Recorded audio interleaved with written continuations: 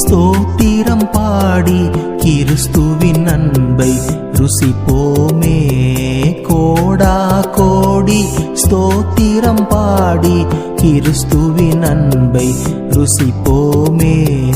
சேற்றில் இருந்து தூக்கி எடுத்து, சேற்றில் இருந்து தூக்கி எடுத்து தேற்றி அணைத்து காத்து கொண்டாரே, தேற்றி அணைத்து காத்து கொண்டாரே தேவசூதன்.